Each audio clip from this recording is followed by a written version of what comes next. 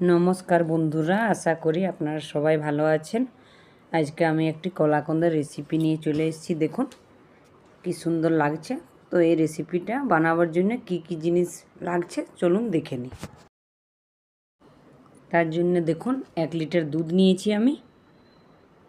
আপনারা full fat cream দুধ নিতে পারেন, আমি নর্মাল দুধ নিয়েছি। নর্মাল যে কাউ দুধটা আছে সেটা নিয়েছি। চিনি গুঁড়ো লাগছে, আপনারা এরকম চিনিও দিতে পারেন, আমার কাছে গুঁড়ো চিনি ছিল সেই জন্য দিয়েছি। লাগছে আমুল দুধের গুঁড়ো, লাগছে ভিনিগার, লাগছে জাফরান। দেখুন দুধটা আমি নিয়ে নেব। দুধটা কড়াইয়ে ঢালার পরে জাল দিয়ে নেব দুধটা। আপনারা চাইলেন ফুল ফ্যাট ক্রিম দুধও নিতে পারেন, ওটা আরও ভালো হয়। আমার কাছে এটা কাউ মিল্ক হচ্ছে। দেখুন নিয়ে নিয়েছি দুধটা পুরোটাই। দেখুন আমি ভিনিগারটা দিয়ে দিলাম। ভিনিগারে আমি 2 চামচের মতন জল মিক্স করেছি। দেখুন ভালো করে মিক্স করে নেব। দেখুন জলটা দেওয়া হয়ে গেছে। এই সময় কিন্তু আঁচটা একদম কম করে রাখবেন, তো ছানাটা ভালো হয়। তারপরে দেখুন আঁচটা আমি বাড়িয়ে দিয়েছি, ছানাটা ভালো করে ফুটিয়ে নিই। দেখুন ছানাটা হয়ে গিয়েছে। এরপরে ছানাটা আমি একটা কাপড়ে ছেঁকে নেব। আপনারা চাইলে ওই তারের ঝাঁকনাগুলোতেও ছেঁকে নিতে পারেন। এটা অনেকটাই ছিল বলে আমি একটা কাপড় নিয়ে নিয়েছি, আর নিচে ওই জালি যে বাটিটা হয় তার মধ্যে রেখেছি। দেখুন ছানাটা এবারে আমি ধুয়ে নেব ভালো করে। ভিনিগারটার জন্য টক লাগবে, সেই জন্য দেখুন ভালো করে ধুয়ে নিলাম। এরপরে আমি জলটা ঝরিয়ে নেব।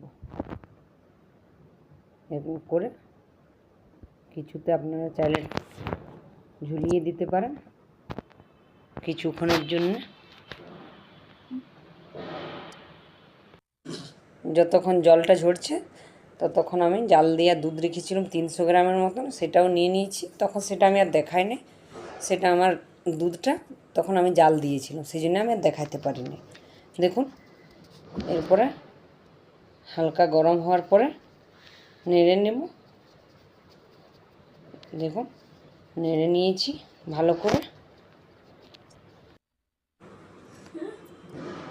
এরপরে আমি দুধের গুঁড়াটা ওই 4 থেকে 5 চামচের মতন দিয়ে দেব। খুব বেশি গরম করবেন না, একদম হালকা গরম রাখবেন দুধটা। এই সময় আমি ইন্ডাকশানটা বন্ধ করে দিয়েছি। দেওয়ার পরে ভালো করে মিক্স করে নেব। এখন কিন্তু বন্ধ রাখবেন ইন্ডাকশানটা। দেখুন ভালো করে মিক্স করে নিয়েছি।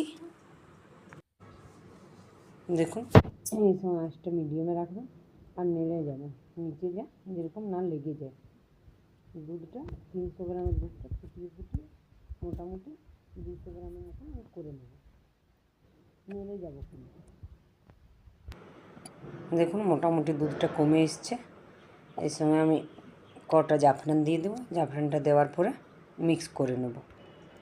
দেখুন ছানাটা আমি ঝরিয়ে নিয়েছি বন্ধুরা। দেখুন পুরোপুরি জলটা বেরিয়ে গিয়েছে। এরপরে আমি হাতে করে একটু মেখে নেব, একটু গুঁড়ো গুঁড়ো করে দেবো হাতে ভেঙে ভেঙে। দেখুন যাতে বানাবার সময় ডেলা না থেকে যায়। দেখুন ভালো করে করে নিয়েছি। এরকম করে হয়ে গেছে আমার।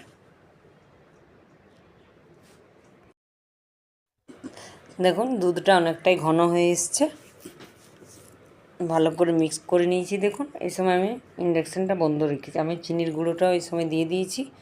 আপনাদের কাছে চিনির গুঁড়ো না থাকলে এরকম চিনি, নর্মাল চিনি দিতে পারেন। দেওয়ার পরে ভালো করে মিক্স করে নেব। এই সময় কিন্তু বন্ধ রাখবেন ইন্ডাকশানটা। দেখুন দুধটা গাঢ় হয়ে গেছে।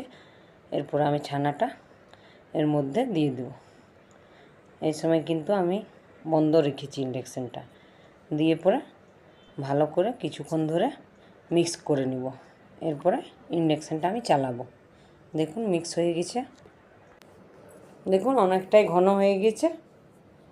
আমি আঁচটা কিন্তু মিডিয়ামে রাখবো আর একটু ফুটিয়ে নেব কিছুক্ষণ ধরে। আর নেড়ে যাব তার সাথে। দেখুন ফুটিয়ে নিয়েছি, আঁচটা কিন্তু মিডিয়ামে আমি রেখেছি। নেড়ে যাবেন না তো নিচে লেগে যেতে পারে। দেখুন হয়ে গেছে মোটামুটি, আর একটু ফুটতে দেব। দেখুন হয়ে গেছে। এরপর আমি একটু আমুল দুধের গুঁড়োটাও যেটা বেঁচে ছিল সেটাও দিয়ে দিয়েছি। দেখুন দিয়ে পরে ভালো করে মিক্স করে নেব। আঁচটা একদম কমে রাখবেন। দেখুন ঘিটা দিয়ে দিয়েছি, ঘিটা দিয়ে পরে ভালো করে আমি চারদিকে ছড়িয়ে নিয়েছি ঘিটা। ঘিটা দেওয়ার পরে এরপরে আমি ব্যাটারটা এর মধ্যে দেব। ওটা কিন্তু গরমে দেবেন, এরকমই রাখবেন, এর থেকে বেশি শক্ত করবেন না, ঠান্ডা হলে এটা নিজেই শক্ত হয়ে যাবে। আমি একটু চিনিটা মিডিয়াম দিয়েছি, আপনারা যে যেরকম মিষ্টি খেতে পছন্দ করেন সে সেরকম দেবেন। কলাকন্দে এরকমও মিষ্টিটা একটু কম দিলে ভালো লাগে খেতে। দেখুন হয়ে গেছে, এটা চেপে চেপে একটু করবেন যাতে মিষ্টির শেপটা ভালো হয়। এরপর আমি এটাকে ওই আধ ঘন্টার মতন নর্মাল টেম্পারেচারে রেখে দেবো, ফ্রিজে রাখার দরকার না। এটা খুব ভালো লাগে, একবার বানিয়ে দেখবেন। দেখুন হয়ে গেছে। এরপরে আমি উপর থেকে জাফরানটা দিয়ে দেব। তখন একটু দিয়েছিলাম আর একটু রেখেছিলাম, সেটাও দিয়ে দিচ্ছি। আপনারা চাইলে এটাতে একটু কাজু পেস্তা দিতে পারেন, আমার কাছে ছিল না বলে আমি আর দিই নি। দেখুন হয়ে গেছে এটা। দেখুন আধ ঘন্টা হয়ে গেছে, ভালো করে শুকিয়ে গেছে দেখুন। এরপরে আমি কেটে নিচ্ছি, যে যেরকম পিস করতে পারেন। আমি এরকম চৌকো চৌকো করব।